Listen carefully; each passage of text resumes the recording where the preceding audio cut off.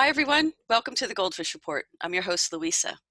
Today is Friday, November 2nd, 2018, and I have a very special interview today.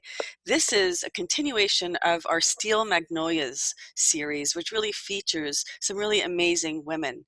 And today, our guest is Vicki Werner, who is a healer and author, and this is just going to be very amazing. I'm going to tell you a little bit about her first. She is an intuitive healer. She does past life regression work. And so for those viewers who are familiar with Dolores Cannon, you'll understand a little bit about what she does. This is the QHHT, quantum healing hypnosis therapy. And it's really amazing. And I have to say that I have experienced a session with Vicki myself personally, and it's pretty amazing. And I will comment on that as we go along. But I want to just give you a little bit of background, and then we're going to introduce her and have her tell us her story, which is really, really very powerful. Vicki Werner died in September of 2012. She was met on the other side by celestial beings that revealed how her family would live their lives without her, should she choose to cross over. She was shown that in order for her youngest child to live her life purpose, Vicki would have to return to a body that was sick and weak, and she would spend years in physical pain. That's a tough choice. After returning to her body, Vicki diligently sought every wellness modality she could find in order to heal. Ultimately, she discovered that sustainable healing has to come from within.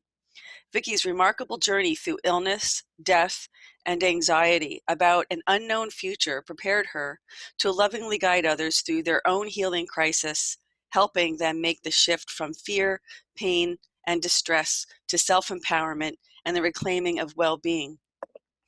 I have to tell you, this is a very powerful story. I'm going to let the rest of this unfold in the interview, and I want to introduce Vicki Werner. This is the wife of Dr. Scott Werner, and it's a continuation. It's the other side of that story, and what an amazing healing team these two are together. So welcome, Vicki. Thanks for being on the GoldFish Report. Oh, I'm so excited to be here. This is really remarkable because obviously your listeners who are familiar with Scott Werner will recognize this background behind me and have heard his story. And it's going to be very fun to fill in those blanks, some of the rest of the story of what happened and how his family was affected by some of the challenges that he experienced. And I certainly don't hold that as a singular experience that was the sole contributor to the breakdown of my health, but it absolutely contributed. And Louisa, I will say that a lot of what I'm going to share today is considered new beliefs that for some people may be something that people aren't familiar with, maybe something that they're very familiar with. And I will do a disclaimer right up front that I'm not suggesting anyone to stop any health treatment, any medical treatment, any treatment that their soul feels aligned for. Whether you're doing alternative healing or whether you are more of an allopathic choice, you have free agency. I think that's the number one law that all of us have, is free agency to choose and to follow the guidance that you have. However, I know that from my own experience, I needed to be my own healer. And I know that once we unfold in this story and once we unfold in how our bodies heal and what journey we take as an individual soul, that we start to empower ourselves and know that healing comes from within. Right. And of course, in addition to that disclaimer, just so our viewers know, this is not medical advice. So this is something that if you want to pursue, you should discuss it with your own doctor. This is not to substitute whatever treatments you may be going through, but this is very powerful because I think for many people, I think on a soul level, we all know that there's more to healing than just the physical.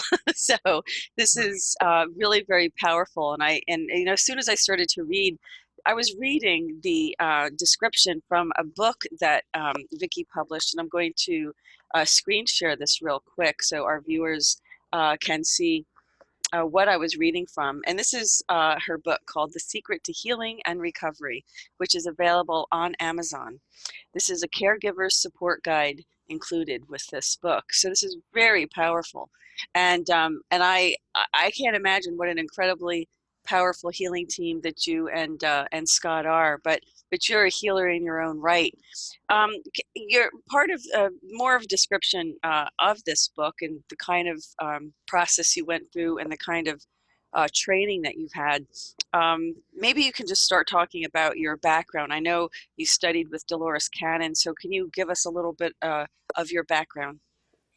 Yes, you know, as far as being a past life regression therapist, my background with that goes back to when I was really young. Uh, and in fact, a lot of my healing experience goes back to when I was really young. When I was 5 years old, my mother became very ill and was classified as something along the lines of a nervous breakdown. However, back in that language, her sympathetic nervous system was just really on high alert, adrenal fatigue, endocrine shutdown or endocrine trauma. There was a lot of weakness in her intestinal tract, and she had a hysterectomy and had internal bleeding. Her body was just too weak and fragile, and we almost lost my mom. And it was as the young child of watching my mother go through these experiences, and I would see her shake and just violently shake as she tried to just ease her way down the hall and just ease her way. She couldn't eat very well. I remember just like slight little bit of cucumber or a little piece of bread was all she could take. And as a 5-year-old child, that was really traumatic for me to watch my mother. And, you know, I really believe this is a little bit of the chicken or the egg experience. Which one came first? Was it because as I witnessed my mother, I also knew that was going to be my experience. And I watched her, and I remember thinking, will I survive this when this happens to me? I distinctly remember being in the kitchen watching that, and that's a lot for a 5-year-old. That's a lot. And I was in a lot of fear watching my mom and not knowing if she was going to make it. And then fast forwarding 35 years later to have that exact same scenario play out with my own children. And, but during that process, my mother had this breaking free of a lot of beliefs. And one of those was that she started, becoming more interested in esoteric healing, and she became interested in our more of a soul language and past lives and connecting and all of that. And there was a healer that literally was the bridge of understanding in the medical community and with my father and with our family, saying that this healing was not going to happen overnight. And I think anybody who is on a healing journey can attest, healing is not a linear experience. You can't start the journey of healing forward and just suddenly arrive. You will hit sideways, you will go backwards, and you will hit many roadblocks along the way. But in this understanding, she took more of a deeper insight into our soul's journey. And when I was 7 years old, I witnessed my mother having a conversation. And in the conversation, we had learned by some therapist that had visited with my grandmother that my uncle was a woman in a past life. And they said the word reincarnation. And then in my 7-year-old mind, I sat there in the hallway knowing that if I interjected in this conversation with adult women, I would be shut down quite quickly. So I just constantly played the word reincarnation in my mind. And it resonated as a truth for me. It resonated because I had memories of hiding. I had memories of experiences. And when I was young, when I would see men who would walk along the driveway of our home in our basement, I could see the legs of the men as they approach our front door. That to me was a clue to hide in the coat closet, put the coats in front of me, and then breathe very quietly without making a sound. And I would try to constantly practice that breathing in case I ever needed to have that. Now, why would I do that in this life? There was no threat in this life. However, as a practitioner, I've been able to venture back during experiences of hiding from the Nazis and hiding my family, and indeed hiding in coat closets, trying to practice breathing without making sound. And it was one of those carryover experiences. So as I continued to grow and learn and expand, I knew that now I live in Utah, which, as most people from Utah are going, it's a very predominant Mormon LDS community, which one of their teachings is that there isn't past lives, that, you know, we move forward into the celestial kingdom. Now, that's all well and good for someone on that path. It isn't my path. I know for a fact my soul is a lot bigger than that, and that I've been here many, many times, as well as you know for yourself as well. So growing up, that I had an interest and I had a hunger for that. And so I've been a regression therapist. I was able to train under Dolores Cannon back in 2007, and really went with that experience. And I've seen some phenomenal things, and everybody's journey is different. You know, I witnessed the Black Plague. I've witnessed wars. I've witnessed beheadings, and I've witnessed burning at the stake, and I've witnessed healers and miracles take place. And I've been able to see things that as I watch my clients have their experience and things come together and make sense. And I always think along that line, it's an opportunity to see the purpose of the soul experience, rather than coming from our singular experience of our own viewpoint. It encompasses the whole, and you're able to see the experience from a bird's eye perspective without the ego involved, where we don't interact from the emotional stand. I mean, obviously it's an emotional experience when you're experiencing it, but you have a deeper understanding from the soul's perspective, that it's not about abusing someone, or it's not necessarily about going through these enormous traumas and challenges that our souls undertake, but it's the purpose behind them. Well, you know, I think what you just said, something was very important. You see, in religions, we tend to feel, or I guess most religions tend to make you think that there's someone there, kind of, that has to be a middleman between you, your soul, and your creator. And the problem with that is people don't really get to know their own soul, because I think, like what you're saying, there's a lot of answers within us if we just reconnect with that soul, that inner part of us directly, rather than having some middleman who puts all these conditions and dogma on it. Even if it's well intended, whether it is or isn't, I'm not debating here, but I'm just saying that the problem with that is people don't get in touch with their own soul, and then makes it really hard to heal when you don't really understand what the source of, or what the source of some of your fears are, or anxieties, or things like that.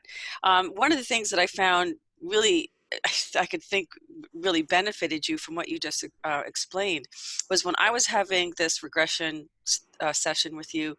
You were so very patient because of the nature of my regression, because I had some translating to do. So and it was really interesting, because I had never experienced this before. In fact, I was going to go study with Dolores Cannon, and then a month later she died, so that didn't happen. I know. So, but it's very interesting, because what Dolores Cannon was doing, she was putting people in a very relaxed, what she called subambulistic state of consciousness, where she was accessing through hypnosis. Or I would just say a very relaxed state. Mm-hmm. And it's helpful. It's not like I didn't feel like you were leading. I felt like you were trying to help me understand what I was seeing. I thought that was very, very good. But part of this is like how the subconscious beliefs affect our health, and how we can rewire our subconscious thinking. It's hard to study the soul, and it's hard to study the subconscious, quite honestly. And I can tell you that I have people who do reverse speech analysis, and I think that there's something to it, but I think ultimately it's very difficult to try to study the subconscious. So in your work, how is it that um, tell me about the subconscious, and what do you find when you're doing these like remote sessions? Are you finding that Well, Dolores wrote many books about what she was discovering and what kind of information was coming through. Everybody knows she has, what, 30 books or something? Amazing amount of stuff. What's the general sense? Is there overall, are you getting a picture of what's going on right now, not just for their own healing individually, but because these kinds of sessions reveal bigger picture events? Can you give us any insight as to what is really going on right now, like overall? Yeah, so as far as hypnosis goes, I don't know about you, but for me and for a lot of people, the word hypnosis throws people off because we all have a fear of other people controlling us. Every one of us have authority issues. Every one of us have history of trauma, and to fear of hypnosis, we immediately go to the thought of being on stage and somebody's, making the sound like a chicken, walking around like a chicken, because we think of these parlor tricks, right? Or playing the piano upside down. And we've all, my elementary school, I remember we had a hypnotherapist that would come in and they would condition all of that kind of experience. I never use the word hypnosis for that reason, because I think it's a barrier to healing that people put. It's a self-imposed barrier to healing, because when they fear that someone is going to have control, then they go into, like you said, leading them on, or that if I'm conditioning the experience, or if I'm programming the experience, and I'm anything but that. I will sit there and with love, I just send light and I just ask questions. I'm a student of the experience. I have to say that I never at any moment ever felt I didn't have control. Did you ever think that I didn't? Right. I give you permission to comment on that if you want. Because during those sessions, your conscious mind is very much awake and alert. Yes, it is. You open your eyes and we are in dialogue. As you know, we're talking the whole time in dialogue. Simultaneously, you're accessing the subconscious. Now, here's the deal about the subconscious mind. Our subconscious starts to create, we start creating behaviors in our subconscious mind as early as the 3rd trimester in pregnancy. Then, as we're born into this environment, we're so alert and aware, and if we use the word, the veil hasn't closed, our connection to spirit's wide open. And so not only are we a conduit of our past and our connection to spirit, but we're an observer of our environment, and we take in the beliefs of our family and our environment based upon their beliefs. And so we start to integrate these as our own. Now, one of the things that I go into a great deal of detail in the healing process, and I share a lot of it in my book, is the difference between beliefs and truth, and then take truth to universal truth. Now, your subconscious mind, there are 2 ways to alter the subconscious. It's going to change all of the time as we grow up into adults, and if someone who might have been in a religious family experience and then maybe expanded outside of that, their beliefs are going to change, right? And people who have a lot of dogmatic beliefs about their religion, they may believe that their religious teachings are universal truth as long as everybody gets on board and believes the same thing, right? It's the truth that this is the truth that is. However, universal truth cannot shift based upon gender, socioeconomic status, financial status, different country of origin, ethnicity, relationship. Those are truths that cannot, based upon any of these things that we behave on, that universal truth is law. And maybe we could consider that God's law, that those are the things that are never going to shift. But a belief can be shifted by 2 things, and it's going to be an outside evidence. We're going to see something as an external evidence, even though it wasn't a belief before. If we never believed that the proverbial tiger can attack us and kill us, and then we see a video of a proverbial tiger, or a tiger actually killing somebody, you're like, oh, I believe tigers can kill. Then that becomes your new belief that you didn't think that you had. So you have outside evidence of it, something that becomes your truth, and or repetition. So you can program your subconscious mind, and that's the benefit of when people are familiar with affirmations or declarations, that they're going through the reticular activating system which is the buffer between the conscious and the subconscious mind. And it takes this repetition to break down that buffer and continue until, and I remember having a very strong impression of this same thing happening. And when I understood about the reticular activating system and programming your new belief by repetition and saying it repeatedly. Now, so for somebody, they can say something. Oh yeah, go ahead. Now, sadly, that's why the one of Hitler's quotes was "Tell a lie and tell it over and over again, and they'll believe it."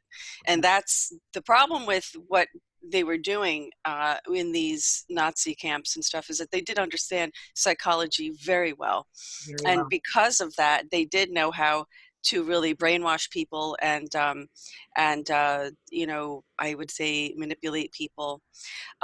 This is all the basis of mind control and everything.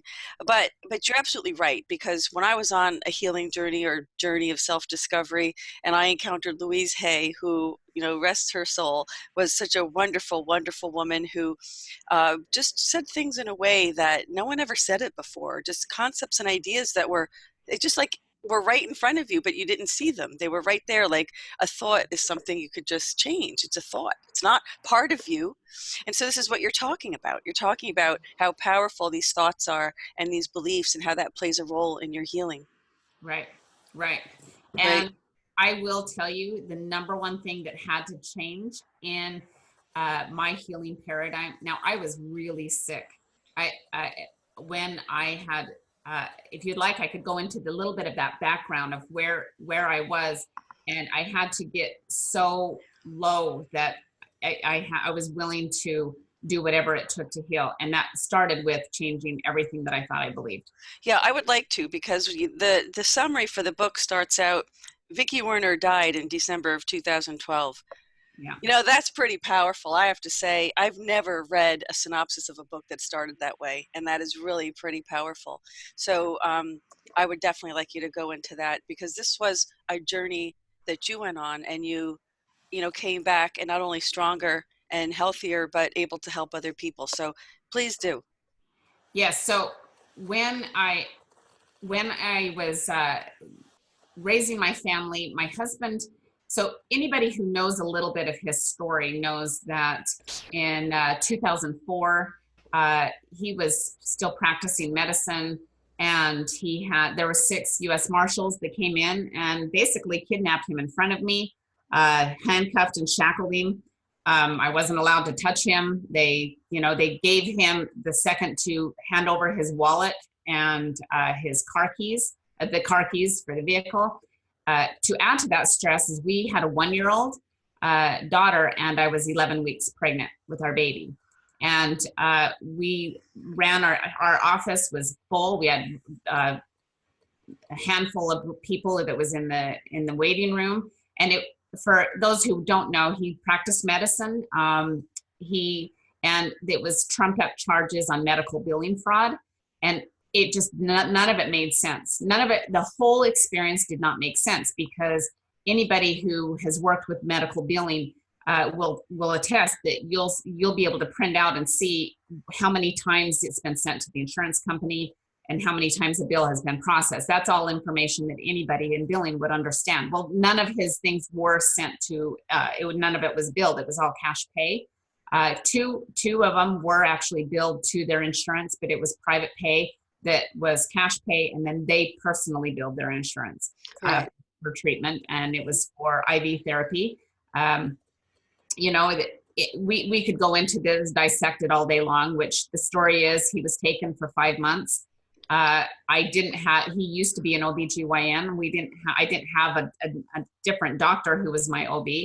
Our office was closed down.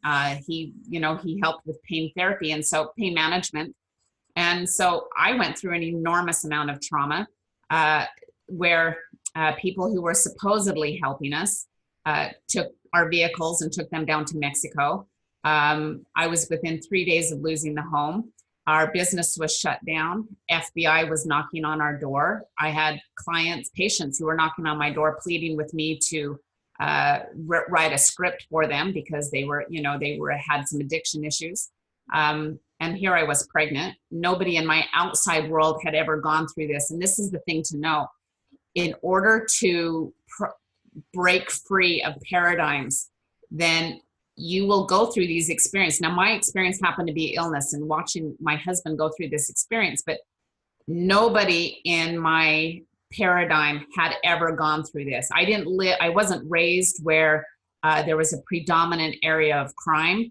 You know, I was raised in a really cultured environment, really. And I didn't know anybody who ever went to jail. I didn't know anybody who ever committed a crime. And I remember there was people like, oh yeah, my doctor, they bill my insurance all the time. And I'm like, we didn't ever do that. Scott didn't ever do that. And anybody who knows the work that he does with the Saint Germain and the Great Divine Director, they're going to work with somebody who has a pure heart. Scott had pure heart and pure intent. And however, this story from my angle was that I had nobody to turn to. Nobody understood what it feels like to be in so much fear. And the people that supposedly were helping us were taking advantage of a pregnant woman who was very vulnerable and scared. And I lived, eat, and breathed fear. I was in chronic fear of the unknown. I was in chronic fear of something happening to my husband. I had no access to him. They diesel therapy. There was 12 weeks where we didn't have any contact at all. And community, like you go through I went through this experience where there isn't anything more humbling when the outside world and knowing that the outside world is talking, you know, when he's on the front page of the newspaper. And we came together right shortly before that. I know that God put me in his path to help save his life. One of the stories that happened that was really quite, and I don't know if Scott's ever shared this story, but one of the times he went to court, and my family was trying to keep me entertained a little bit, keep my mind busy off of the experience, because I couldn't go up 5-hour drive every time there was a court hearing. And a lot of times those weren't planned. I would learn of them later. But they ordered a lobotomy for my husband. And did he ever share that story? No. Yeah. So I got a phone call. I was out to dinner with my family. I never left without my phone. I didn't dare go anywhere. I was hitched to my phone with my 1-year-old and pregnant. At this time, I was probably 4 months pregnant with our baby. And he gives me this phone call that he said, I don't want you to be afraid, but the judge has ordered that I will be taken tomorrow to Missouri for a lobotomy.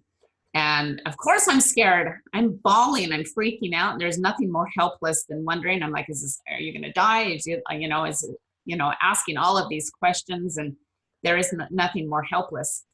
And I just didn't know what else to do. And I couldn't go in and just tell my family, oh, well, he's been ordered to have a lobotomy tomorrow. Nobody has that in their paradigm. Nobody understands what that kind of fear is like unless you're walking it. Well, wait, you're talking about the United States government. You're talking about our court system.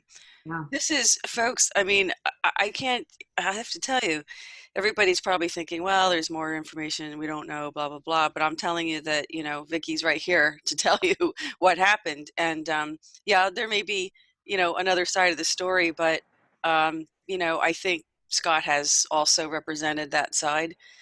I have to just say that this does happen. I mean, when you find that there's an abuse of power because and I should have said this the other day, I have to be very careful of what I say.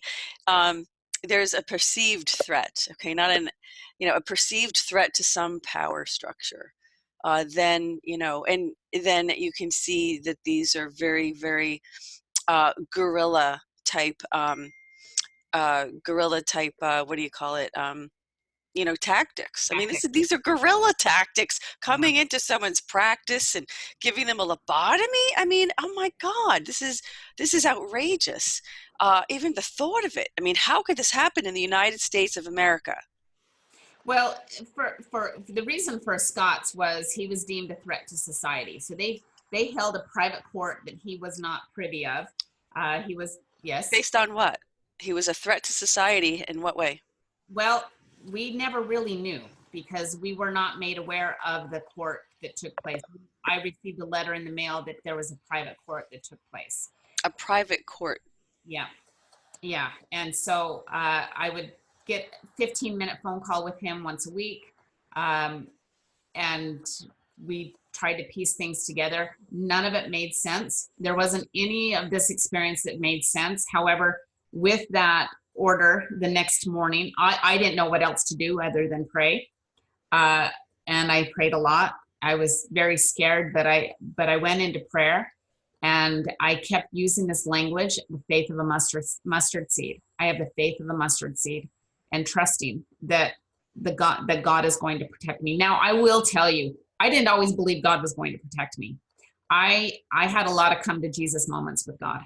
I was in a lot of fear. I was very angry. There was a lot of betrayal. There was no understanding. Not one single person goes to a high school home ec class and they stand up at the front and says, this is what happens and this is how you engage with life once your husband is kidnapped in front of you. And I use the word kidnapped because that's virtually what it was for me. But once your husband is taken and put in prison, this is how you're going to engage with life. This is how society is going to support you. And this is how you will progress. Nobody is given that kind of training. And it was such a shock to my system and the complete gut rot that I was in. And I seriously was in every minute of every day in gut rot. Well, at 4 o'clock the next morning, the cellmate that was in Scott's cell was taken.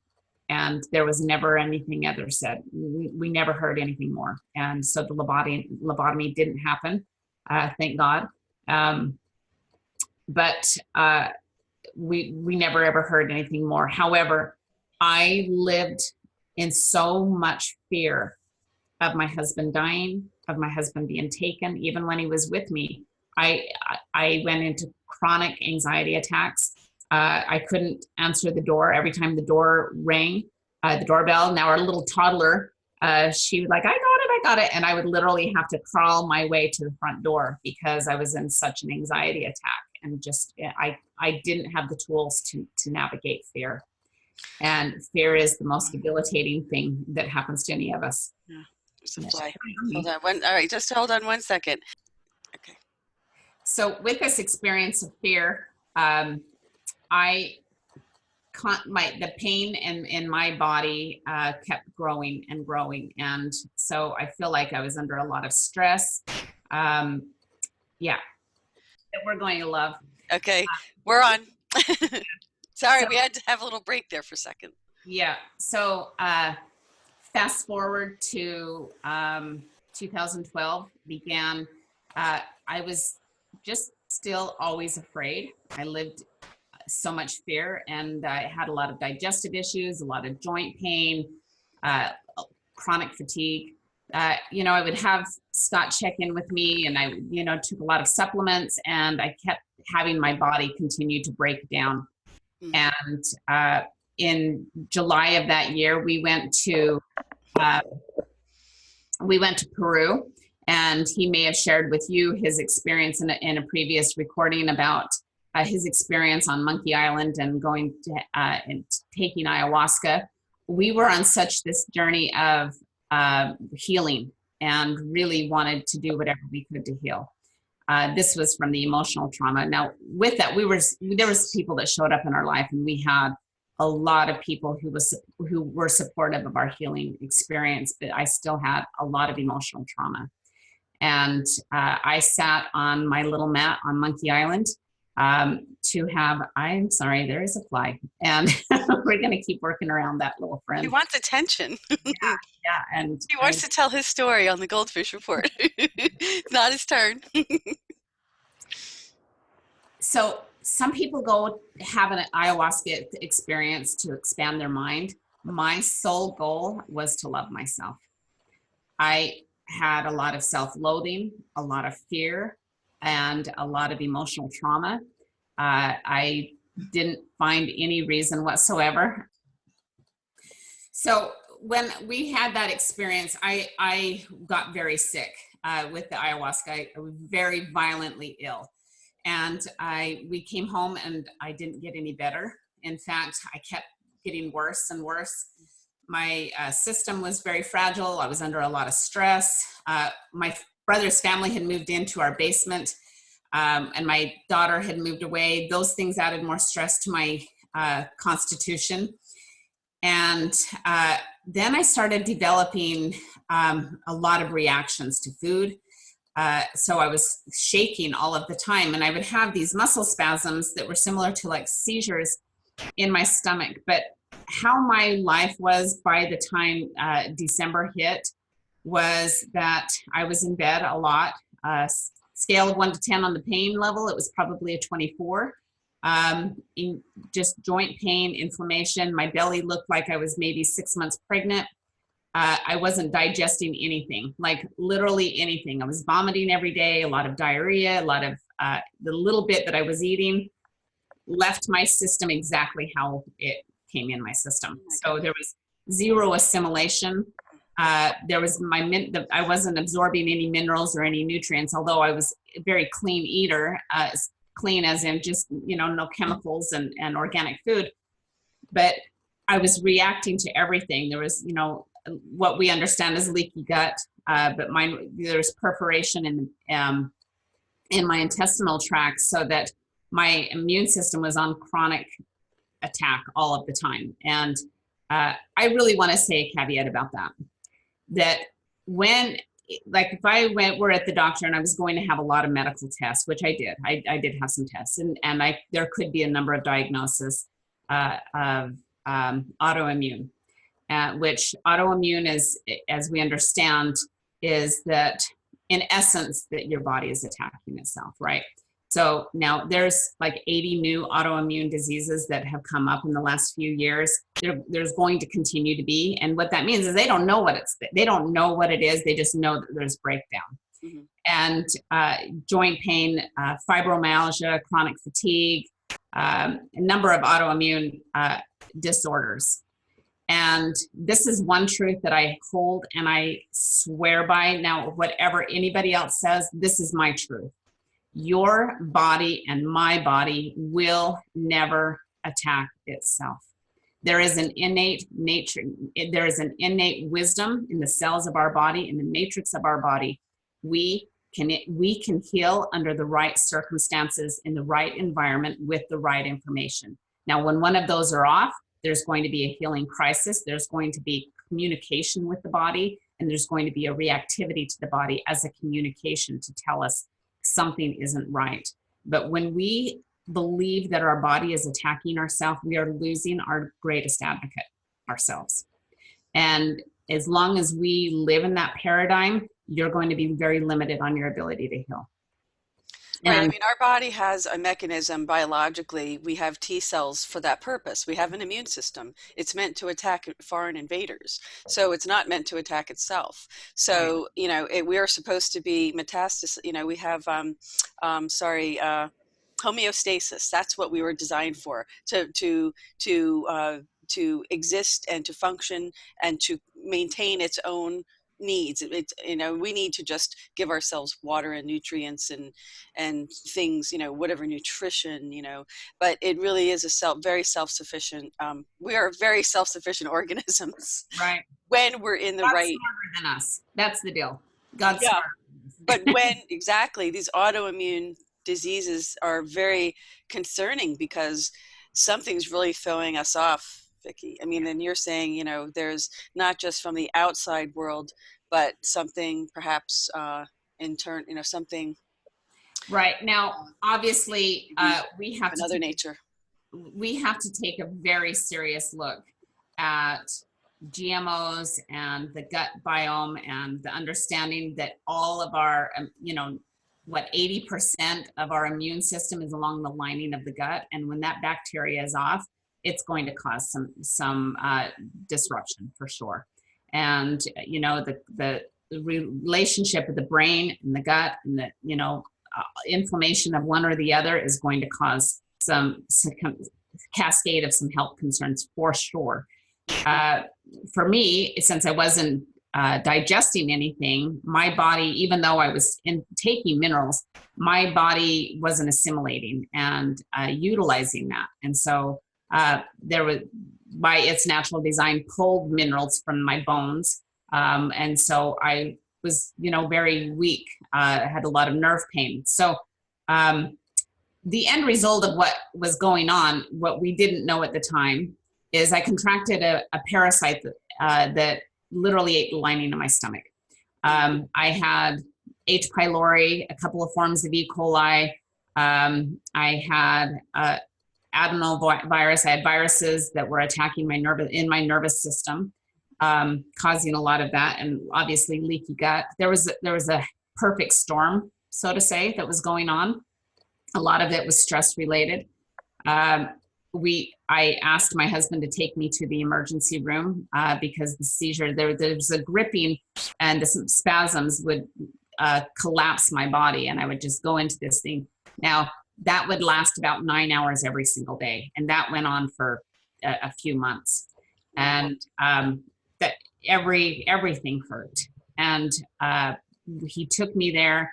I was shaking violently, reacting. Now, this would be like a severe food reaction. But all of the tests they ran, a few hours later, they sent me home and diagnosed me with gastritis. With what? With gastritis. Oh, yeah. That's like the catch-all, Yeah. right? When you're, okay. Yeah. And how did this lead to, what did you do? Go into some sort of, when you say that you crossed over, what happened? So that was on the 15th of December, and I couldn't believe it. I couldn't believe it because I was in so much pain. I thought, how could you not see there's something more here? Right. And that spirit told me in that second, I will not find my healing in allopathic medicine. And I went back home. Now, I was still quite weak, had a hard time communicating. Language takes a lot of energy. And so I didn't have very much of that time. And I was laying in bed the night of the 16th of December, and I alone in my bed. Scott was down the hall with our girls, and I could feel a tingling and a little bit of a vibration, and the room illuminated somewhat. There was light around me, and there was a gentleness around me, and a softness, and in a very gentle pull, I was standing at the foot of the bed watching my body, curled up with this comforter around my neck. Now my face, I could see my face was still strained from pain. There was a lot of tension held in my face, and I had a lot of compassion watching that body struggle, and I knew there was a lot of pain, but I wasn't in any fear. I felt relief of not being in that body. I heard Scott laugh down the hall. He was watching The Simpsons, and it pulled my attention, and I stood there in my living room, him watching, and I was always, chastising him, saying, stop watching these shows. They're not appropriate for a 7 and a 9-year-old to watch. But he would watch them with them, and I would see our children, and I wanted to just interact with them, and I had no access to them in the physical. And now my experience from this point isn't something I've ever seen anybody else document. I've read a number of documentations of near-death experiences, and I have not come across one that was similar to mine.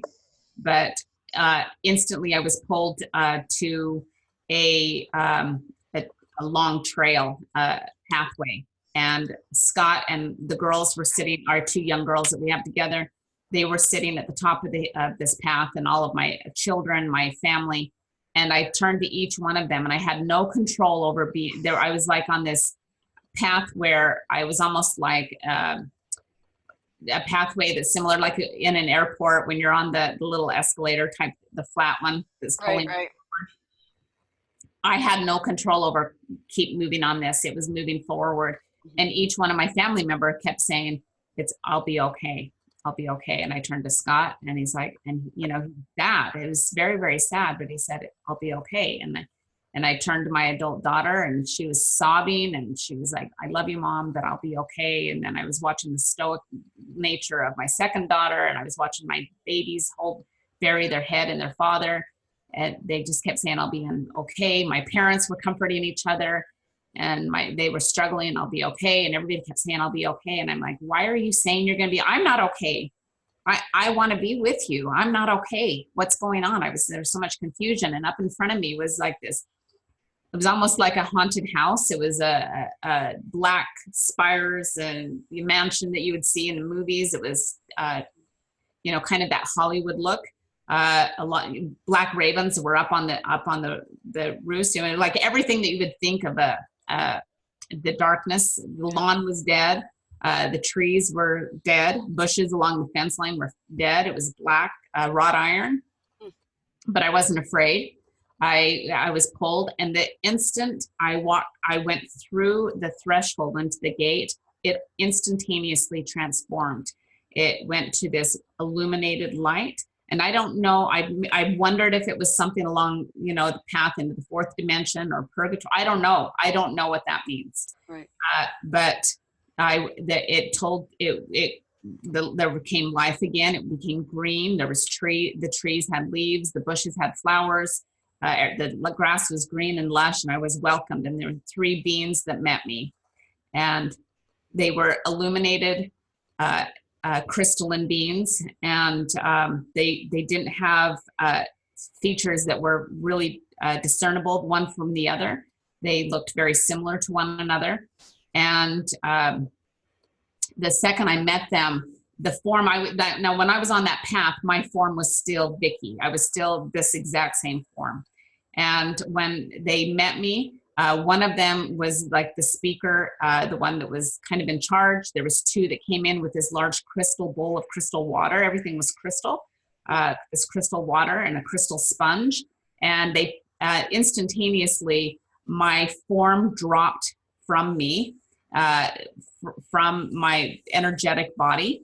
And I saw a crumpled, much like yesterday's pair of socks on the floor. My body was laying on the floor, crumpled up. It was a very bizarre thing to witness. And those 2 beings with the crystal water, they picked up that body. And the one said there was a lot of trauma in my body, a lot of illness, a lot of weakness, and that I was very fragile, and that they were working on healing my body. And so they held it out in front of them, and were just rubbing this crystal water across the frame of my body. Now, anybody who does a lot of energy work will know that we have multiple bodies, right? We have the astral body and the energetic body, and it was one of those bodies is what I understood. Now, from this point, there was some communication. They were telling me that they were showing me, they moved me forward and they showed me, and it was much like a video screen appeared directly in front of me. And they showed me how each member of my family would live their lives without me. Showed that Scott he shut down. He didn't live the rest of he was very, very emotionally shut down. He removed himself from family experiences. My adult daughter moved home to help take care of the children. And they showed each one of them and how they showed me some timeline things that were going to take place for each one of them. And they also showed me, they walked me over to a section where there was a large statue made of gold and a lot of precious gems. And this one was illuminated. And then there were two other ones that were still kind of shadowed. It was a little bit kind of like down a hall. I couldn't see them as clearly, but the first one was illuminated. And they said that I was being given 3 gifts. One of them was going to be the gift of sight. And that the first statue represented sight is what I understood, that I was being given the gift of sight. And that's when I started seeing all of these experiences of my family. They got to my youngest daughter, who was 7 at the time. And I showed that the trauma of losing me, she almost became mute. She didn't progress at all. She slowed her progression. The trauma shut her down significantly. And I recognize that kind of trauma because when, sorry to segue, but I will say that, our daughter, that was the one I was pregnant with when Scott was taken. The other daughter was, it was 13 days after she had turned 1 when Scott was taken. And she had a great relationship with her father. But that little girl at 1 year, at 1 year old, she went into a deep depression with her dad gone, and that little body would go crawl up on his pillow and just stroke his pillow. She would sit on his chair. She would like stand in the hallway where we had our wedding picture, and she would just look and point and just look and point.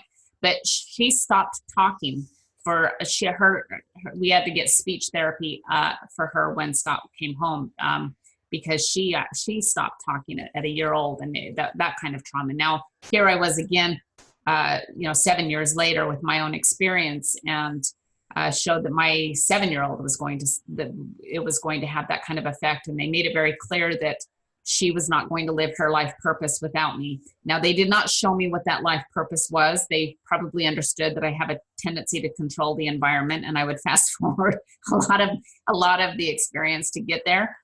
So I was not shown that. And I turned to them and I said, Sophie needs me. I need to go home. And I was immediately, it was very clear to me that I was going to be suffering a long time. And I didn't have the strength to communicate much, like I said. And so at the end of the night, there was a little bit of a ritual where Scott would bring the girls in, and they would circle around the bed, and they would do a prayer for me. And I would lay there and not have a lot of ability to respond. Now, my sympathetic nervous system was on such high alert that I didn't dare move. Even the slightest movement would cascade into a violent shaking for a number of hours. I was in such a dire, weakened state that I just laid there very, very still, very dehydrated, very strong pain. But at this time, I had just came back. And now I know that I was gone for 8 minutes. I was gone for 8 minutes because I saw the clock when I left, and I saw the clock when I came back. And I think that was the mother in me. When you have young children who aren't sleeping, and you watch the clock and you're thinking, okay, I have 2 hours that I can get in for sleep. I was conditioned to look at the clock. And Sophie was standing next to me. And at the end of the prayer, she leaned in and whispered, Mommy, I need you. And I could feel the tears pool in my ears, and there was nothing I could do. But at that moment, I knew I needed to heal. And I needed to do whatever it could to heal. And I touched every part of my body, and I said, I need to heal. I touched my legs, and I pleaded, God, please help me heal. Do whatever it takes to help me heal. And it was, then we went through Christmas. I didn't tell anybody in my family. I didn't have answers. I didn't have the strength to explain anything. One of the most challenging experiences is that in this healing journey that our young daughter, she was in 3rd grade at this time, and they had a end of year Christmas concert. And I couldn't walk. I shook so violently that we all go back into our history, right? And we, as a mom, and I remember when I had a third grade choir concert, and my mom wouldn't let her off work, and I couldn't let my daughter. I'd missed everything up to that point this year, and so I promised her that I would go to this concert. And Scott carried me into the auditorium, and I was still in so much shame, and I was in so much self-loathing, and I was in so much self-judgment, and I was fearful because people were looking at me and judging me and discriminating that I was weak, and which was very challenging. I felt shame that my daughter had to have a mom that embarrassed her because I couldn't walk. I asked Scott, I was so embarrassed. I didn't want to be up front with everybody else. So I said, lay me down in the back of the auditorium. And so he did. He laid me between 2 rows on the cold concrete. I was shaking and, laid my back against the bolts that were holding the chair. And I laid there just trying to attune to my daughter's voice, but also scared somebody was going to come in late and step on me. And I just kept saying, I need to heal. I need to heal. And, I know what it's like to be among the 7 billion inhabitants on this planet and to feel alone. I know what it's like to feel so much fear and feel so much isolation, and to know that to believe that nobody can help you, and you feel so desperate and so afraid. But I also know what my children would have been if I wasn't here. And so that became my why. That became my need to heal. And Scott knew that in order for me to heal, he had to leave. We had to pull away from our environment. And so he took me to Hawaii. We met with a healer that took me through a number of past lives that we were able to do a level of healing that by the time he basically carried me onto the plane, I leaned against his body. I was afraid that, the staff, the flight attendants, that if they saw me in the weakened state, they would prevent me from flying. So I mustered up everything I could to get this healing. But so much healing took place in that week. I was able to walk down the runway within a week later, feeling very good. But I came back to my environment, and I came back to the same things were triggering my beliefs, my emotional response, and I still was very weak for most of that year.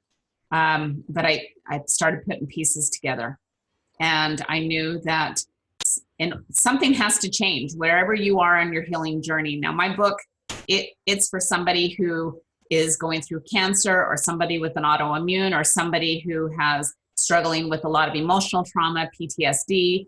It doesn't matter the personal journey that you're going through. What matters is that you take ownership as a co-creator of your life. Now, we in humanity, we all have this level of our own personal beliefs and our relationship with the divine. But most people have a separation of what that relationship is. It's like this hierarchy where we have God, and then maybe we have the ascended masters, or Jesus, or Buddha, or one of those, and then we're really low on the totem pole. And so because of this deep set of disconnect, we feel that, yeah, go ahead. So how much of this do you believe, in your opinion, caused by fear? A lot. One thing that was really interesting for me to find out is we're energetic beings, right? And we, as energetic beings, we have a certain vibration. Mm-hmm. And this different vibrational rate, that word sounds really bizarre right now, but our brain is communicating all of the time. Our heart is communicating all of the time. Our brain is the communication. Our thoughts are communication of the brain. Our emotions are communication of the body. But one thing that became very, very clear for me is that parasites, I got so many parasites that I became subject to. Parasites are the vibration of fear. And that, yes, Scott does talk about that. He's said that many times on our reports. Mm-hmm. Yes, he has. Mm-hmm. Yeah. So and when I use the language gut rot, I used that language because I didn't know any other language that was associated with the sensations that I was feeling. I was co-creating my life. And, there were people in my life who would look at me, and, there was the whole spectrum of beliefs with the healing paradigm. One of them was, well, if you wouldn't have thought the thoughts you thought, or you wouldn't have had the emotions that you had, or wouldn't have had the negative thoughts about yourself, or the self-hate, or the self-loathing, you wouldn't be sick because you created this experience, right? And that's a lot of pressure on the soul. It is, but what do you tell people? What do you say to people who say, well, this only happens to criminals? When this experience, what you went through was, you had trauma, you're living this post-traumatic stress, you're in a hyper fight or flight system. Mm-hmm. Every sound you hear, just like you were recalling, was triggering these fight or flight mechanisms in you, and you were in fear, it seems like, an awful lot of time. So yeah, your fear vibrates at a very low frequency, so you were in fear a lot. But what do you tell people? I'm telling you, this is such a powerful story. I mean, thank you for sharing this with everybody, because this is really powerful. And for people who think that, only criminals go to jail, I have to tell you, you really have, to understand you're going to have to swallow that red pill one of these days. Or like Winston says, you're going to take the suppository because this Yeah. is really what happened to you was such a manifestation of this shock and awe, this shock and trauma of what you believe to be a world, your reality, So each thing that you have in your reality is like a brick that builds these walls around you that we protect ourselves with. That as long as we do this and this and this and this and this, we're safe. But when that's violated, when we did this, and this, and this, and we did all the things that we were supposed to do, and then something horrible and traumatic and really wrong, some real violation happens, you really don't have the capabilities to handle it because, like you said, there was no instruction manual. But what do you say to people who are out there saying, this doesn't happen to good people who do the right thing? Was that part of your Oh, for sure. of your of the what you were going through and feeling, was that people couldn't understand, and you were maybe at a loss for trying to explain that you didn't do anything wrong and that this was false and that your family was basically destroyed over this, and you guys were, how do you respond to something like that? Well, I did have that experience, and one time in particular is I was visiting with my father, and I was talking with him, and I was telling him, I'm like, Dad, I'm really afraid. I'm really afraid. And this is when Scott was still gone. And, he put his arm around me and he says, honey, he had to have done something wrong because this kind of thing doesn't just happen. So you need to accept that your husband isn't perfect, and whatever he did wrong that you're not sharing with us, then I can't help you. And I knew he was speaking from everything that he knew. And I know my dad loves me. I know my dad, he just didn't have it in his paradigm. It's kind of, when you hear these stories of, the Native Americans that are on the shore and they see these ships, they don't see them as ships because they have nothing in their consciousness that relates to that. And then the ships can come and violate them. I'm sure we've all heard that story, right? Or some version of that kind of story. We can only expect humanity to have the tools that they already have.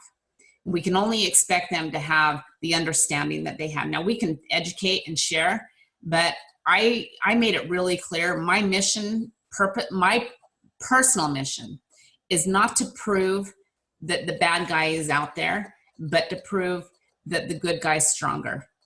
And that's where my attention is going to be. Now, when people ask questions, there was so many, I can't even tell you how many times I said, Scott, we're not telling that story. In fact, I didn't even want to watch any of the GoldFish Report because I was so afraid of what he said. I was so afraid of, like, what did you say now? What do they know? What does the world know about us?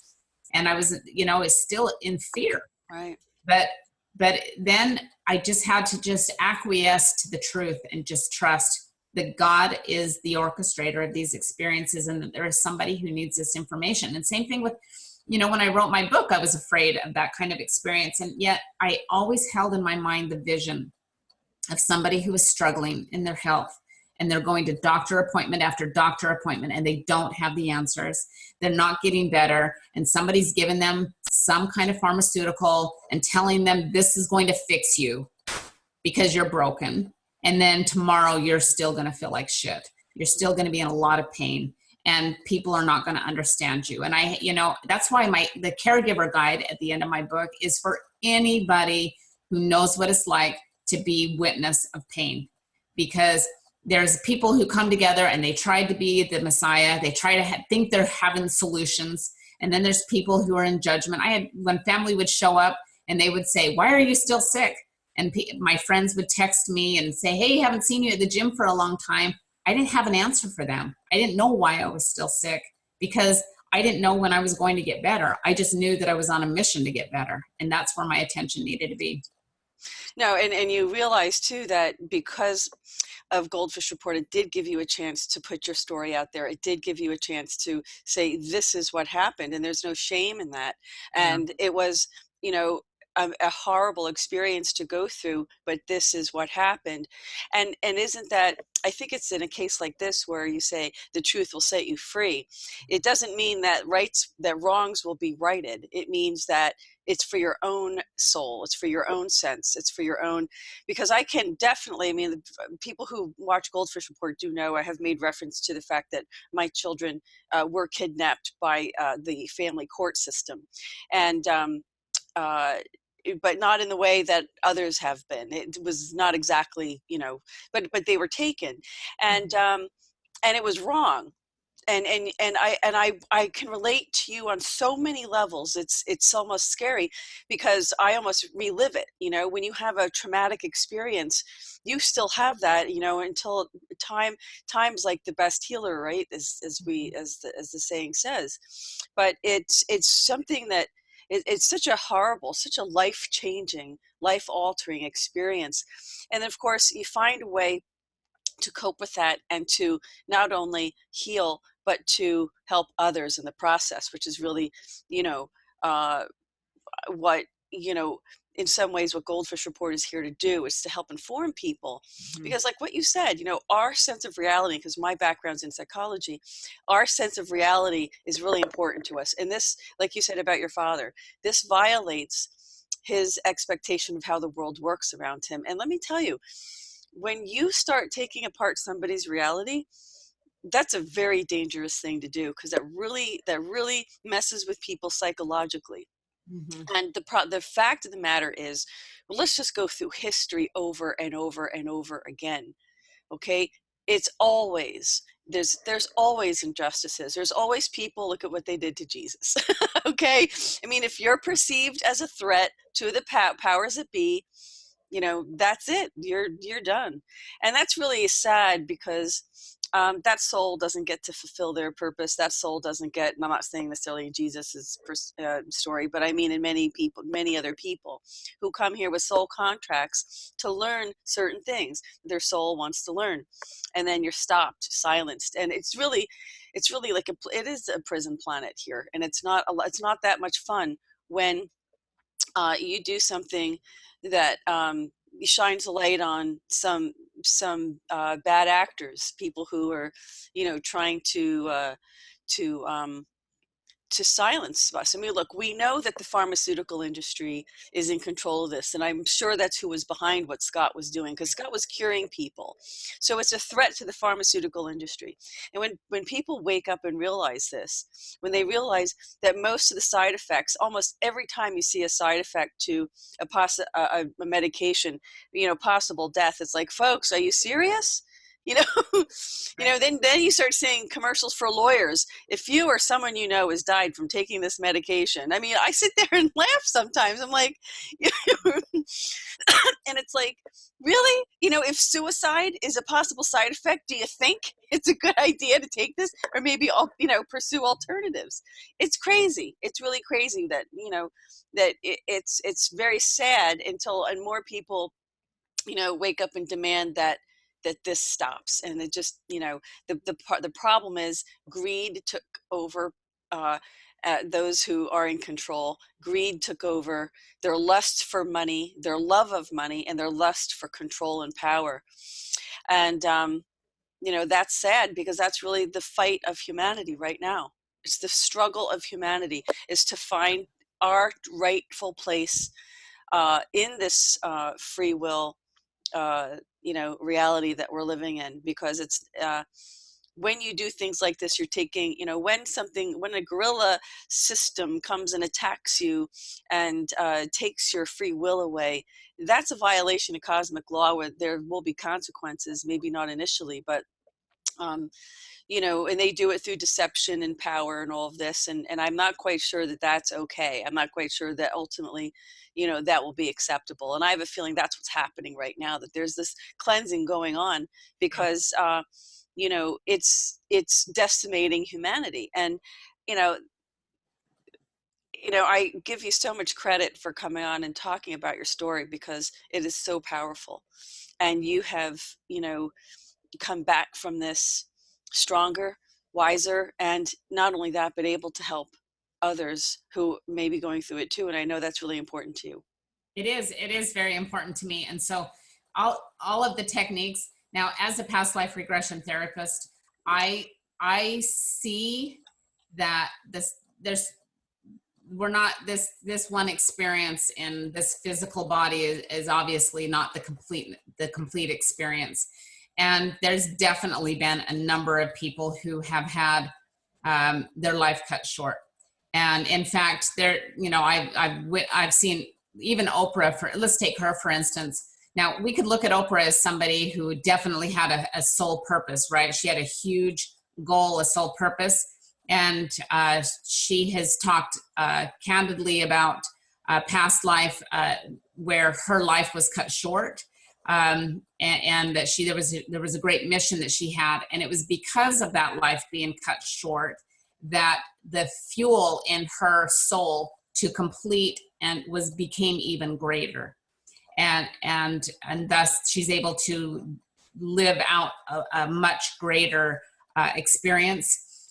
And I'm really grateful that I have that understanding of the soul, and that there isn't a time element. There isn't, I did a regression yesterday, and somebody went through an enormous amount of challenges with their family, and went to a family that caused a great deal of pain.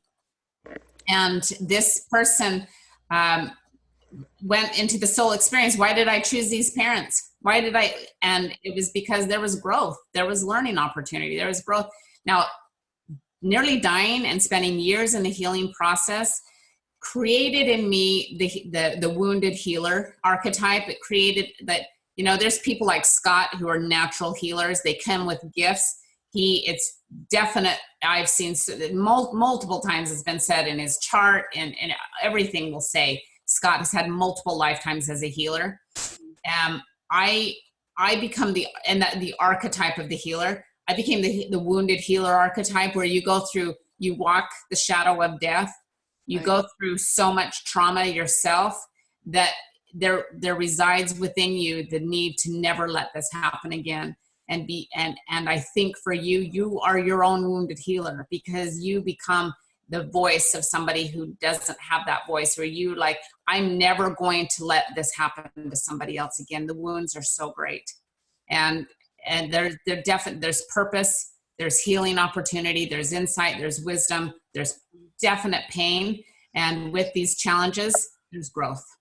What would you say was the biggest factor, I think, that would, I'm sure there were many factors that helped you, and of course time was probably one of the biggest ones, but what would you say was the biggest leap you made in terms of your healing? Well, when I was in this experience, there's a couple of things that I recognized was that, and I think this is the same with trauma. This is any kind of trauma that you have, is there's a sense of permanence that you think, is this always going to be my existence? Mm-hmm. And there is a sense of permeation, because we as natural, we're always going to talk about what we're passionate about and what is on the forefront of our thoughts. But when there is a trauma that's so deep that it affects the soul, not more than, it's not just the emotional self, it affects the soul.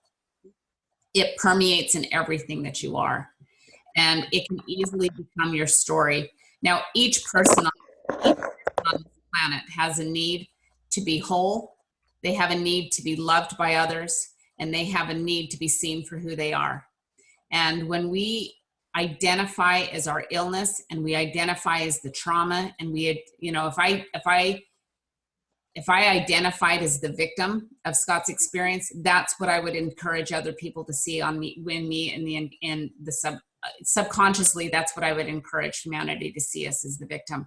And I knew that as long as I was the victim of the illness, I could not be I could not arrive on the other end. And so I worked very hard to identify as someone who is healed.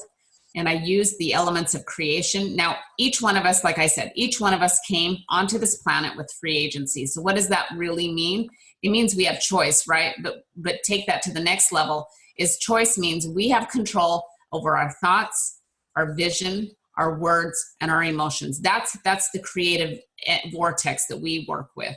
And as long as we're letting our thoughts focus on the problem and focus on the illness, then I'm not focusing on the wellness. As long as my language was using language of being sick and having people identify and have people feel compassion and empathy of my story, then they were still, they jumped in the hole with me. They didn't hand me a ladder and they didn't show me the light. They had to jump in the hole with me to just swim in the cesspool of pain and misery. And when you're in that level of pain, you want compassion. You want people to see it because you need to be validated for that kind of pain. There isn't anybody who's going to ever deeply understand that. And then once you say it, it's out there and you have no control. So when when people would hear like, so Vicki, how are you doing? Oh, well, not good. Actually, I'm in a lot of physical pain. Nobody wants to hear that story. Nobody wants, and when you say that, it's like they don't know what to do with the information because their soul isn't prepared for that information. And so I'm sure you encountered this many times when you're like, yeah, this really happened. My children were kidnapped in front of me. I had no access to my children. I was blocked from their school. I was in chronic fear. When am I going to get my children back? I wanted my children to know that I love them, that I'm here for them, and I couldn't tell them that message. And what are my children thinking about me? What is the world thinking about me? How is the world judging me? Nobody knows how to help you there. And then you feel more isolated and you feel more alone and you feel abandoned by your tribe. Absolutely. There's family. I mean, in your family, boy, I'll tell you, what a disappointment, I have to say. But it's because they have that, oftentimes we're in families like that for a reason. And so slowly but surely, they all, it adds insult to injury because you'd think that, that they would, be able, but they're not the ones going through it, so they can't possibly know. And you're right, nobody can dive into that cesspool of pain with you, because they don't know what to, and like you said so eloquently, and you really have been very eloquently stating the very important concepts and principles that are involved in going through kind of an experience like this, but they don't know what to do with it. They don't know how to handle it, and they really can't be, that's the kind of thing that a real therapist, is supposed to be trained. A trauma therapist is supposed to be trained to help you with. The family's never equipped to do that. You're absolutely right. No, they're not equipped. And in fact, they can often sabotage the healing experience because it's such an interesting dichotomy that people will approach the experience and they'll take a couple of stances. One of them could be that they could do the what if story. Well, at least you're not this. So like, I'm sure you had people like, you're like, you don't know what it's like. My children were taken. Then they could go, well, at least your children are alive. There's people on this planet who lost their children. I know. I think people did say that. It was just like, I very quickly came to realize that was a waste of time. It was not, because they weren't equipped. They didn't have, and so they minimize the emotion. They would minimize your emotion by doing the at least it's not, right? And so, or they would assume they have all the, go ahead. But you knew, see, this is different than like a random act of violent crime. That's one thing. You knew this was retaliation. You knew this was retaliation, didn't you? For healing people, or at some point you must have known that, because I knew it was retaliation. I didn't know how I didn't know that it could happen. I didn't ever see myself going to the press to say, look, the courts are denying my due process rights. We need to fix this. There needs, to be some oversight. Everybody agrees that that's what's needed, but I say it and in front of the television camera or the media, and suddenly now I am a target for retaliation, and it's exactly what happened. So then that's what they did, and there was never any basis for it whatsoever. It was so, I also knew that I knew where they were. So it wasn't like I didn't know who they were with, or I didn't know if their life was in danger. I knew where they were. So I knew that this was, at some point, I realized it was retaliation, but I still didn't believe that I in any way possessed any kind of threat, and that a judge could abuse his power to such a great degree, and that there was absolutely no oversight to this. That's, I think, what was the greatest shock to me. But at some point, what point, though, Vicki, did you realize this was simply retaliation against, from some power source, that you were a perceived threat? When did that, and did that in any way, was that helpful in your healing, as opposed to being like a random, act of, which I don't know if you can really testify to, since it wasn't, but unless it was a random violent crime, you know what I mean, where there's a whole other group of psychological processes to go through there, because it's a random act of violence or something, or even from maybe somebody, but this is not supposed to happen. You know what I mean? This is, you're supposed to do things right, go to medical school, work your butt off, do good things to help heal people. You are not supposed to be thrown in prison for doing it. So go ahead. Yeah, actually, I was blissfully ignorant of what could possibly happen. Again, I had no background. And when Scott was going through all of this experience, I had only met him 6 months earlier when it started originally. And I walked in for a job. Now, here's something very fascinating about our history, that prior to me meeting him, I was in a job where I was a director of a facility, and it was the owners had undermined some stuff, and they were making some decisions that weren't healthy or appropriate legally. And I left I was shocked that people would do something illegal, or I just was so blissfully ignorant. Right. And I remember in this moment that I was watching this place, and I was let go because I was questioning some things. And I remember sitting on the floor in my workplace, and I was on the phone with my boss, and I was sitting there, and everything that was going on, he was by-stepping, and then all of a sudden it was like shifted back to me, and I was like, what the hell? I didn't understand that was possible. And I heard this awareness come over me that said, this is preparing for you for something bigger. Huh. And 6 months later, 4 months later, I was working for Scott. And 6 months after that, he started the legal battle. They started coming after him. Wow. And this was before we were married. This was before any of that was taking place. Mm-hmm. So I was literally put in place. And my very first indication that something was going on, as I had only been working for him from May to July. And then I got a phone call in my home, and it was somebody in the state of Utah. And they said, Vicki, we are so grateful for all of this information that you're providing. This is exactly what we need to destroy Dr. Werner. And why haven't you been responding to our emails? And I'm like, excuse me? Because I was hired as his personal assistant. He hired me as his personal assistant. And he said, yeah, all of this information that you're providing is exactly what the state's been looking for to destroy Dr. Werner. And he was like hungry with this experience, and like so excited and so joyful to destroy somebody. And I said, and I knew I had not sent anything. So it was some member of his staff that used my name, and they were providing lies. There wasn't any truth to what they were providing, but they were using my name as the person providing the information. And he quickly ascertained that I was not the person sending that, and he said, I shouldn't be speaking with you, and he hung up. And so that was in July. They raided Scott's office in October. Whoa.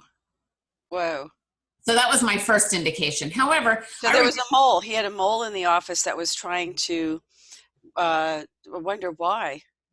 Did you ever figure out why? Yeah. Well, the nurse practitioner that was working for him was approached and said that he would receive full hospital privileges as a medical doctor if he provided information. It could have been him, could have been a staff. For a long time, I kept trying to like figure that out. I remember Right. Scott treated his staff so well. He paid him well, Hmm. but they didn't get him. And you can imagine when you visit with him, not everybody gets Scott, but being married to him, I see him in the middle of the night awake praying for his clients. I see him sending love to the planet. I see him hurting for people who are hurting. I see him hungry to serve. And I think that's, you know, back to this vibration. We were Right. a vibration of two people who wanted to serve God, Yeah. and we were willing to walk that hell to do it. Well, before we, I know we're closing up here, and I just wanted to screen share your website with our viewers, so that they could know how to contact you. Here it is. VickiWerner.com. We'll have the link in the description section in the video as well. Let me tell you, this is a very powerful woman, a very strong person, a wonderful person to know. And I have the privilege, I have what a great privilege it is for me to have met you, Vicki, and to, hear your story, which is very powerful. And I think it really, most of all, gives people some hope, and that really is what we need today, is hope. We need it badly. And to know that you can survive this, and still want to help other people, that it didn't, in other words, spoil you or sour you and make you anti-government or anti-this or anti-that, because there's bad seeds everywhere. It isn't the whole group. There were elements within power structures that, as we can see with the news of today, that there were people within the FBI and DOJ who were really who it was a conspiracy to take down President Trump.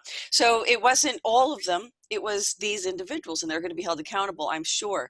But it's hard. So it's not.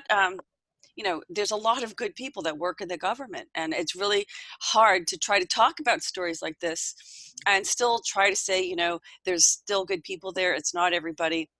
It's not, being anti-government. It's just being anti-corruption. We just want the corruption to end, because this is really harming people's lives. But you are a hope. You are a absolute, ray of sunshine and hope at the end of this story, and an amazing and inspirational woman. And I'm so privileged to have met you and spent this time with you, and to share your story with our viewers, Vicki. I just want to say in closing, is there anything that you'd like to, any message that you'd like to leave with our viewers that we haven't talked about yet? Yeah, I think mostly my message is this, that we are co-creators of our life experience, and where our attention goes, we, as these energetic beings that we are, we will create more of. And now that's hard to say when we're looking at the problem, right? We're drawing more attention to the problem. And I know that in my personal life, that for me, I'm willing to look at where I have to dissect my beliefs. I change my beliefs. I really do my own spirit work. I connect with the divine in all ways possible. There's so many healing techniques that I offer in the book, about where people, to help people find tools in their tool belt to navigate this world. There is a lot of fear. There's a lot of anger. There's a lot of shame. There's a lot of guilt. That every single person has experiences of shame, and we have experiences of guilt. And as a mom, I have guilt for shit I haven't even done, because that's what a mom's prerogative is, right? We have guilt we just constantly have this guilt. Guilt and shame is at the bottom of the totem pole of creation. It's hard for mothers to have imperfect, parenting moments. Yeah. And so, but I also know that I have a desire to continue to move forward. I'm going to lean in the direction of the Ascended Masters. I'm going to lean in the direction of hope. I'm going to lean in serving in love. And in every regression that I do, there's going to show up an element. Life is a lot more simple than we make it. We complicate things. That there's more than what we don't understand, and to trust that the divine is bigger than us. And it comes down to very simple techniques. You love, you treat with kindness, and you embrace with compassion. And if you can master those things, and you can, I had to stare down Satan in my own eyes. There were people that when they walked into the door, now when Scott was taken, one of the men who handcuffed him was his best friend in middle school. And they played basketball together. They hung out together. They hung out at each other's homes. And all these years later, he's cuffing him, and Scott's all of a sudden there's a separation. Wow. Where they were on equal playing fields. Mm. And Scott had to send him love. And I knew that as long as I was angry at the judges, if I was angry at the district attorney, and if I was angry at the federal, all of these levels, as long as I was angry, I could not open their hearts into love. And somebody had to crack that open. And now that takes a lot of work. And then I had to work on forgiveness. The very first one I had to forgive was God, because I had these moments where I was yelling and I was swearing, and I blasphemy all day long. But when you're in that kind of fear and that kind of pain, you have nowhere else to turn. Then God is the direct target. And when Scott ended up not being taken for the lobotomy, when things did work out, I was still in survival mode. It didn't appear to me, and probably seriously about 6 months ago, I finally did the work, and I was on my knees and I was asking God for forgiveness, and I finished that conversation, and I forgave God. I had to release that bondage for myself. The next people we have to forgive is our parents. Every one of them screw up. Everyone still does the best they can with the tools that they have. Absolutely. And take ownership. Now, when we hold our parents accountable for not being there, not taking care of us and meeting our needs, and some level of abuse, it's that same parent that conditioned you to be a better parent in your own life. If we experience abuse in a relationship, it's that same person that reminds you what you don't want. And so we can look at them as the gift. We can look at them as an opportunity of thank you very much, because I got super clear of what I don't want anymore, which means I can get super clear of where I'm going. And that's hope, that's love, that's compassion, and that's the direction we're going to keep working here. Oh, that's such a wonderful message, and a wonderful, after all of this, and of course, I know that that's empowered you, and that's given you an ability to help other people. And that's really where maybe perhaps part of this path, that why you had to go through this, because there's people out there that, that need to hear what you have to say. They need to hear it, and they need to know that there's some hope, that they, can heal and can handle and can cope, with these things. But it's about, like you said, it's about beliefs. If we believe that the world works the way it's supposed to work, truly, we're going to be in for a lot of surprises, because it doesn't work that way. And that's really what it comes down to. It's like, we've pretty much been programmed to believe that this is how it works. But, and when it doesn't, it's someone's, someone deserved it, and it's not necessarily the case. So we could just keep the faith, really keep the faith is really, I think, how we would, would you say that's really, at the end of the day, Vicki, would that kind of sum it up? Faith of a mustard seed. I'm going to stick with that one. Okay, that's a good one, because that's we may be small in the cosmos, but we definitely have a contributing energy. And you're absolutely right. It's about faith, and we're going to vibrate love. We're going to be the example, and we're going to keep on on the highway of spiritual evolution, and on the highway of the human experience. We're going to keep moving in that direction of light. Well, thank you so much. And I hope that, we'll come back again, and we'll talk again about a little bit more of, the healing, and the quantum healing, and things of that nature. And of course, the regression. I wanted to talk about that, but of course you can't talk about specifics, because you have a confidentiality with your clients, which we totally respect. But, it would be great to go into a little bit more detail about that, or you could just go to her website, and you can read about her work, and you can also go read the book from Amazon, which there's a link right from her website there, so you can go there and find that too. And I just wanted to say thank you so much, Vicki. It's really been a pleasure to get to know you, and to interview you, and to hear your story. It's very inspirational. And I just want to also remind our viewers that we are doing our Road to the White House fund drive. This is just so awesome because the viewers want this to happen and they're making it happen. So don't be surprised when you get that live feed coming from the White House and the GoldFish Report is there, because you're making that happen. So we can't make it happen without our viewers, because this is a viewer supported public social media. So we can't do it without you. And every dollar you spend goes towards exactly the kind of information you want. And, you know, it's a big deal to have alternative media being at the White House during briefings. So just consider yourself part of GoldFish Report, and that you made this happen, because without you, we couldn't make this happen. So I want to thank all of our viewers who do support GoldFish Report in all your different ways, through links, through your comments, through your contributions, however you make them. We are very grateful. For those who want to participate with the fund drive, you can go to our website at thegoldfishreport.com, and your two options. You have PayPal there. There's a link right on the front page, or you can become a patron at our Patreon site and make a pledge and help, you know, support GoldFish Report and bringing the news of this changing world to you, and the best that we can. And I just want to thank all of our viewers for viewing. And thank you so much, Vicki, for being with us today. Thank you very much. It was my pleasure. And this concludes this edition of the GoldFish Report.